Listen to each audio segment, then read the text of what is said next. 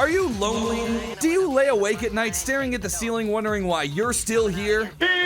Would you rather rip out your brainstem, carry it off to the middle of the nearest three-way, four-way intersection and skip rope with it, rather than going on living the way you do now? Well, my friends, while I can't solve your problem, because there's probably nothing I could ever do to solve your loneliness, I do have a mental escape just for you. Simply select your favorite anime streaming service, enter your credit card information, phone number, billing address, social security number, and birth certificate, and begin watching any number of self-insert harem anime that give your brain more dopamine than a week-long cocaine bender. But wait a minute. A couple of these anime have a solid conclusion that kind of leave me feeling a bit unsatisfied, and several depict severe and repeated beatings of our self-insert protagonist. Man, if I didn't know any better, I'd say that being a harem protagonist would kinda suck.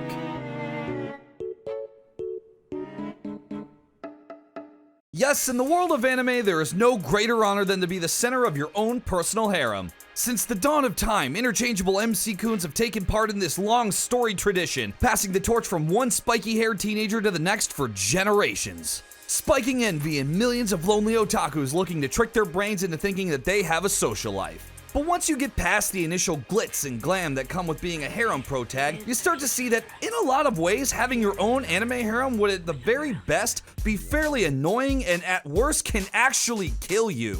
Yeah, that's right, I do mean that the stereotypical to Love Ru style harem can literally result in your untimely demise, which you may or may not welcome after some of what you're gonna be put through. Now, there are a lot of reasons as to why you may not want to find yourself in this situation. Maybe you're a people pleaser and don't want to hurt anyone's feelings. Maybe you're an introvert who just needs some time by themselves to unwind at the end of the day. Or maybe you just prefer the 2D waifu models that litter your favorite virtual gambling addiction. Just spend another $500 and I'm sure you'll hit pity. But whatever the case may be, if you find yourself as the center of an anime harem, you can kiss all of these things and more goodbye, starting with your time. It's no small trope that harem MCs don't really get any time to themselves. As I, of course, would know, having a cast of adoring fangirls that think about you round the clock definitely eats into your free time. Open up! It's time for the pill!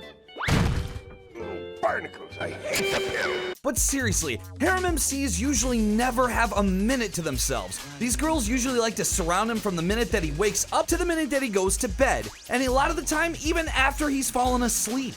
Like seriously, even if the protagonist decides to, go to the grocery store or maybe take a surprise vacation with his family, if he's even gone for a day, everybody freaks out. So if you have any bit of a desire for some private time, then you better make peace with the fact that you won't have any more of that while your harem is still around. And you know what, while we're on the topic of time, maybe we should probably go ahead and look at some of the kinds of girls that will be eating up that time. Now, anime harems can tend to vary quite a lot in their size and what kind of characters we find in them. Some of them are big, some of them are small, and we can see everything from the quiet girl with glasses to the imoto, considered by the state of Alabama to be legitimate, to the stereotypical lolly, considered by the nation of Japan to be legal. But whether you're Belle Crenelle from Dan Machi or Kyomi Araragi from the Tokyo Correctional Precinct, we got a 1022 in progress. I'm gonna need you to bring in the big gun. You can make a safe bet that your harem will contain at least one or more of the following kinds of girls. あのさ、好きだ。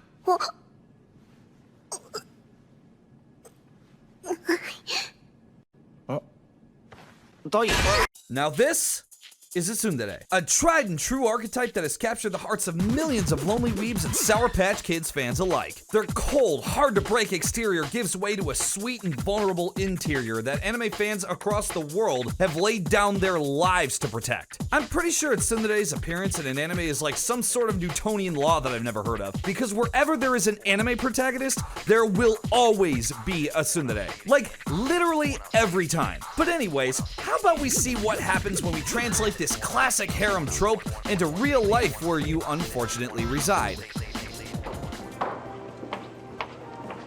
Oh, hey Carol, is that a new sweatshirt? I like that, that looks really nice on you. Ow, Jesus Carol, what the hell? I can't believe you think that's okay to say to me.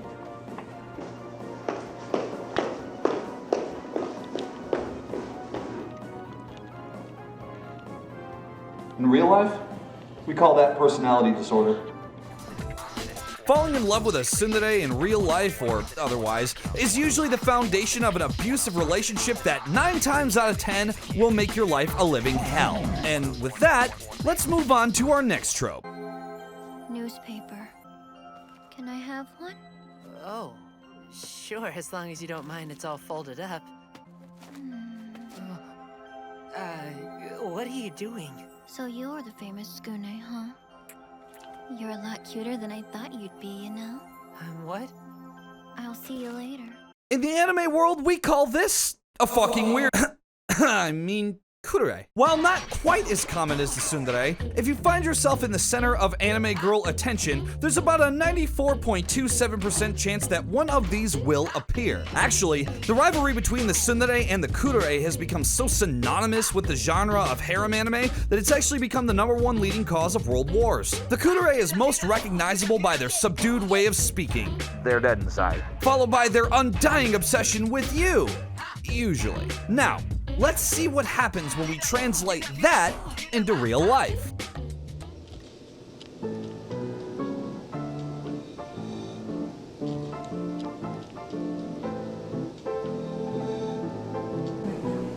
We are in public right now. You can't be serious. Honestly.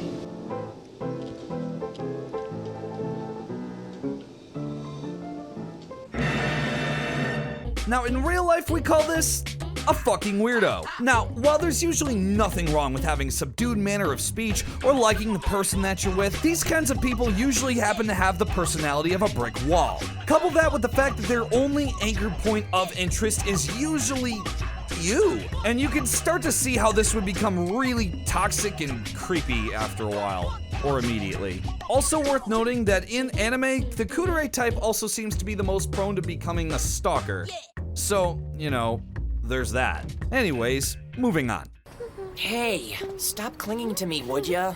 Oh, come on. Why can't I? I gotta be careful not to do anything out of line. Me too, Rito. Me too. This is what we call a dere. The most vanilla of all anime girls, almost every single anime harem known to man has one of these in them. These are usually identified by their bubbly personality, obsession with our main character, pink hair, and being voiced by Alexis Tipton. And while to some this archetype can seem boring or in some cases annoying, others find their wholesome way of carrying themselves and their healing energy to be quite appealing. Modern science now suggests that due to a dere's role in the harem, statistically speaking, you are the most likely to fall for this type. Now let's see how this plays out in real life.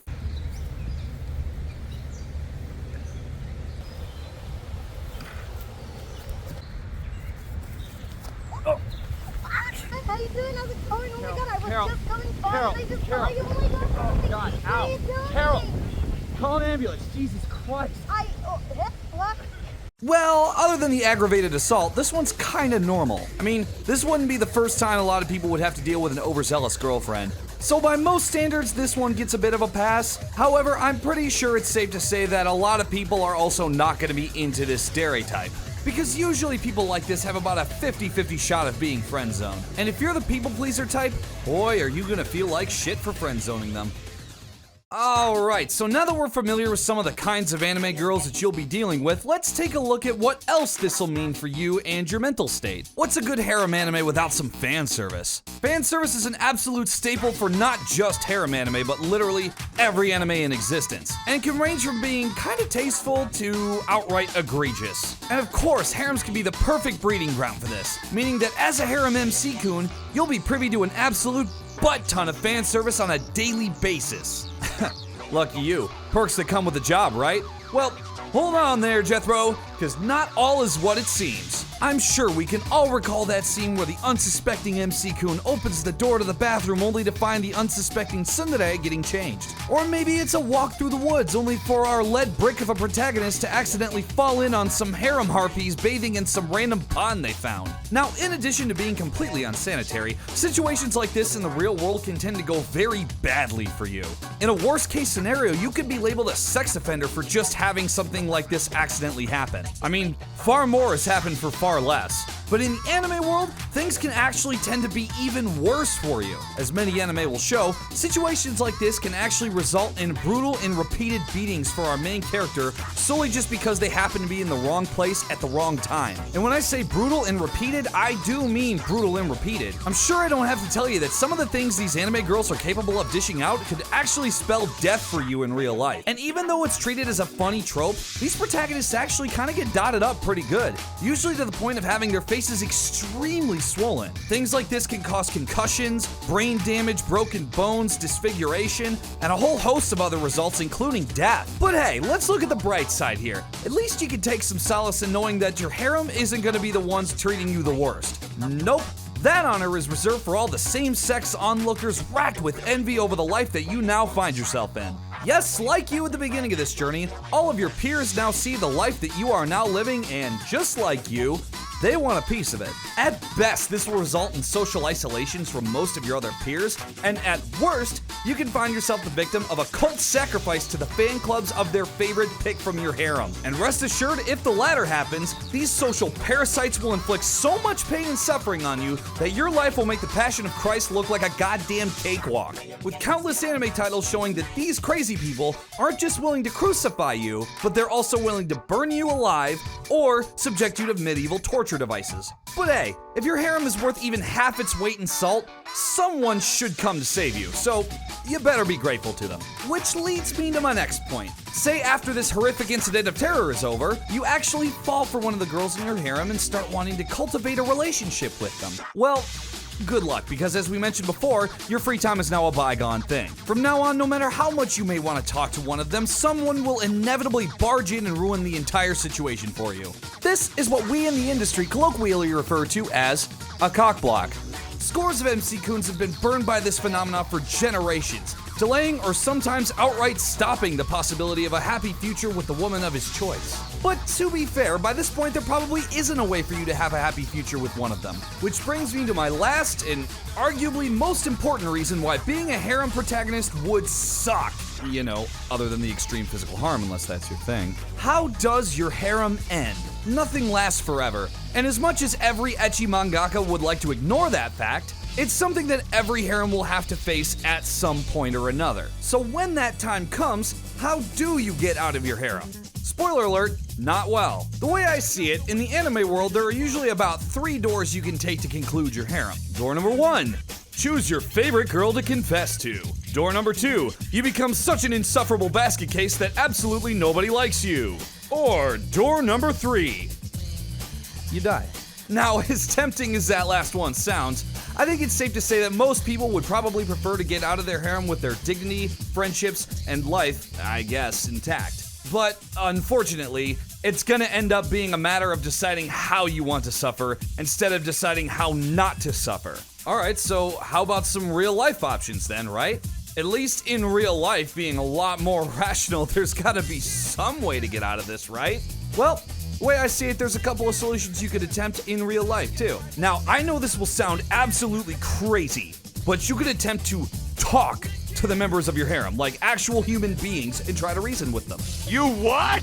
Nah, I'm sorry, that was stupid. I don't know what I was thinking. You see, the problem with this solution, though, is that matters of the heart aren't usually rational, and can typically cause a lot of strife and heartbreak. So if you're the people-pleaser type, this probably isn't gonna work out too well for you. And even if you're not, the general fallout from doing something like this can eventually start to cause some social issues for you down the line. See my previous point on those being jealous of you. Okay, so if that's not gonna work, then what's next? Well, I guess we could take the Tinder route and just start gradually ghosting them, but for reasons I'm pretty sure are fairly obvious, that's probably not the greatest option either. It'll probably be the option that ends up hurting the least, but you're definitely gonna lose your friendships and damage your fragile social life. Okay, so what's left? Well, you could die. You could choose a cartoony option, move to a different country, change your name, start a new life. Needless to say, you don't really have any good options.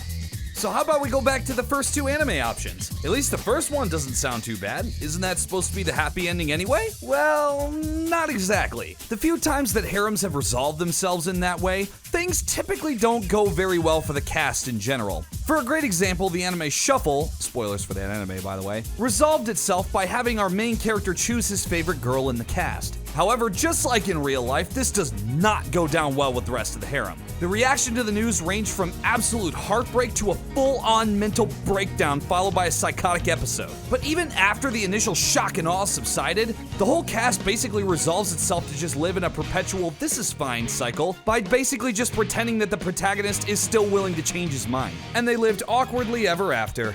And while I'm sure there are some examples of this outcome being less extreme, the awkward dynamic is something that tends to be a mainstay with this result. Alright, so what about the other one then? I mean, it's not optimal, but it'll save everyone else's heart. Not exact. Sorry. You see, famous harem anime Haganai's light novel ends in this manner, with our main character deciding to systematically date and then screw up everything with everyone. He basically becomes a social pariah and either puts everyone off so much that they regret the time they spent with him, or at the very least are just generally creeped out by him. I know, don't you wish you could unknow that? I mean, he does eventually end up with one of the girls, but besides being a sloppy way of ending a garbagey plot, this kind of just feels like a hollow victory considering all the people he had to put off in order to get there. So yeah, wasn't exactly the most graceful way of leaving your harem. So as said before, there's really not a good way of getting out of the harem gracefully. And between the lack of free time, potentially toxic harem members, cock blocking, and severe possible beatings, there really isn't any aspect about being a harem MC that sounds all that appealing when you really look at it. And what makes things even worse is that the ultimate outcome of the situation will be totally in your hands. So yeah, I'm sure you'll think twice the next time you watch one of these harem anime and think, man, I'd like to be that guy. Oh, who am I kidding? Anime titties! Woo! Top of the food chain, devouring the competition. Abort mission, cause it's the bomb like nuclear fission. To go against them arsonists, now that's a bad decision. Cause it's steadily dropping shit like a flock of pigeons. So listen as I paddle up your ear canals torrential. Waters on instrumental.